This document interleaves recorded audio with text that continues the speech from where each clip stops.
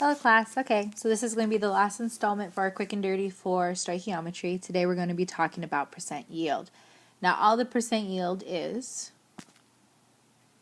mathematically how much of our theoretical yield was actually produced in an experiment. So to figure it out is experimental yield over theoretical yield times 100. Now theoretical yield is saying that in theory how much product should I produce, okay? And this we can determine how. Very good. Using stoichiometry, okay? Using stoic. All right, that's the process where it's step 1, 2, and 3, okay? The mass to mole to mole, and mole to mass, okay?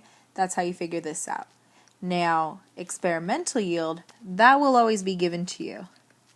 As you guys saw with the lab that we did with the baking soda, you actually have to perform the lab and see how much of my product is actually produced. Now, I'm not going to actually make you do the lab for the test, so I will always give you the experimental yield.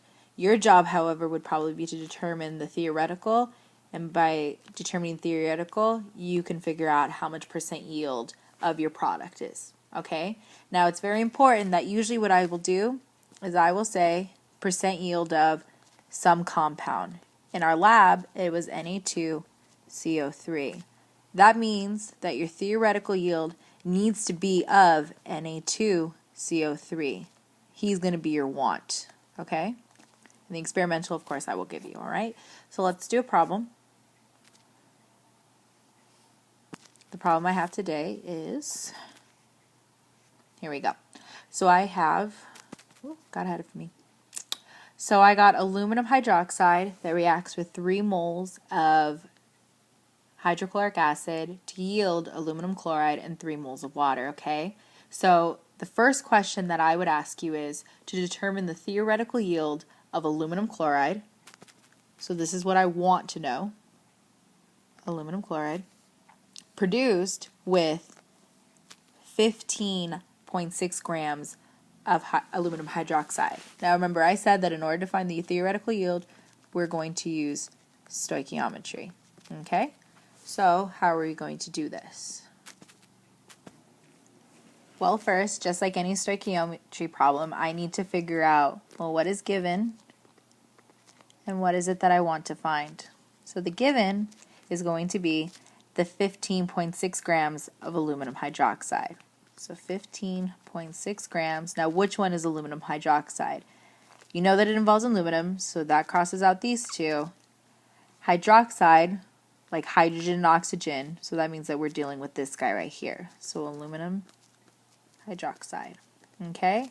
Now what we want is the theoretical yield of this guy, right? So in theoretical yield, we want the grams of aluminum chloride. Okay? So he's going to begin how we set up our problem, okay? So what is the first step of any stoichiometry problem? Very good. Mass to mole, okay? So our starting point is our given. So we have 15.6 grams of aluminum hydroxide. And we first convert it from grams to mole. Now if we're going to do grams to mole, what are we going to use? Very good. Now I'm going to reshape my thing so that way it makes a little bit more room. So what it's going to do is that 1 mole on top, because we're trying to figure out how many moles, and then the molar mass, the grams part, is going to be on the bottom. Now I already calculated it out, but go ahead, calculate it out for yourself. It's about 78 grams, okay? Now remember, just by converting it from grams to moles, I'm not changing my compound.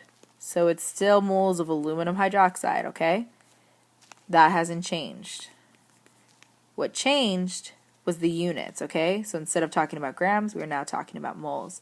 Now I went ahead and divided 15.6 by 78, and I got 0.2 moles. Now if you got around 0.19 or 0.21, however, that's perfectly fine. By showing me your work, the number is not too important about how you round it, okay? So make sure that you don't freak out if it's not exactly like my number, okay? As long as it's pretty close, then you're good to go, okay? So now that we have 0.2 moles of aluminum hydroxide, What is step 2? Very good. Moles of compound A to moles of compound B. Now we're trying to go between aluminum chloride and aluminum hydroxide. So our molar ratio is going to be what? Very good. It's going to be 1 mole of aluminum hydroxide for every 1 mole of aluminum chloride. Now how are we going to place it into here? Very good, because what we want is the moles of aluminum chloride, that's going to go on top, and then the 1 mole of aluminum hydroxide is going to go on the bottom, okay? So I'm going to erase this so I get more room, and that's going to equal 0.2 moles of aluminum chloride, okay? Since these two cross out, we ignore aluminum hydroxide now, and we just stick with the aluminum chloride. My last step, step 3, is moles to grams, okay? So, what am I going to use? Very good, the molar mass. Now, what's the molar mass? Am I going to use it of aluminum chloride, or am I going to use it for aluminum hydroxide? Very good, aluminum hydroxide, because we've kicked aluminum chloride, because we've kicked aluminum hydroxide to the curb, okay?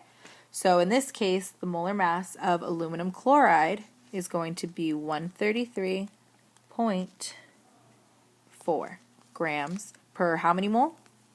That's right, 1. Remember, it's independent, all right?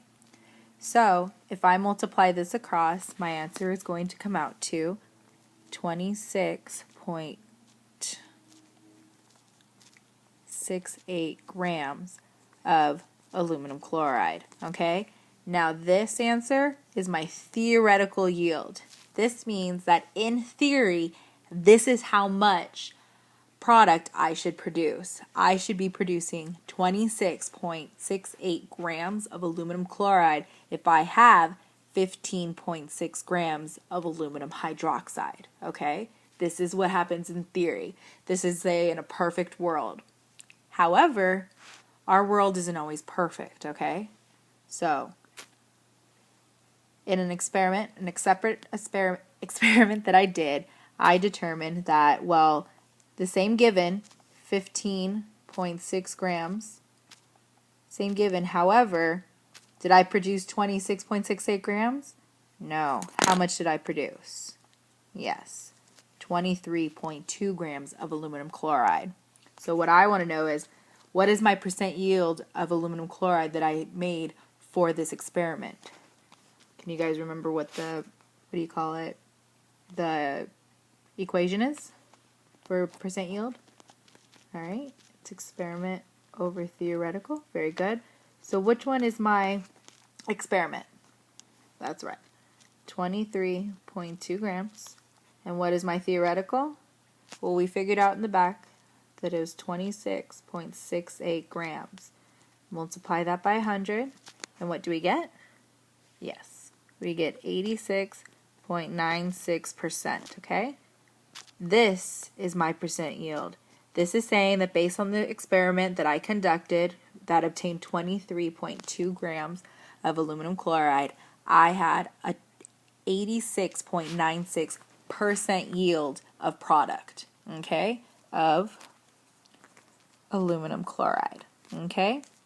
Now make sure that when you're doing these steps, you're very clear about the product that you're starting with, who is your given, and the compound that you're ending with, okay? So make sure that you're clear about that, as you can see with the past slides, okay? I always wrote down not just the units, but the compound that was attached to it, okay? That way I could keep everything straight.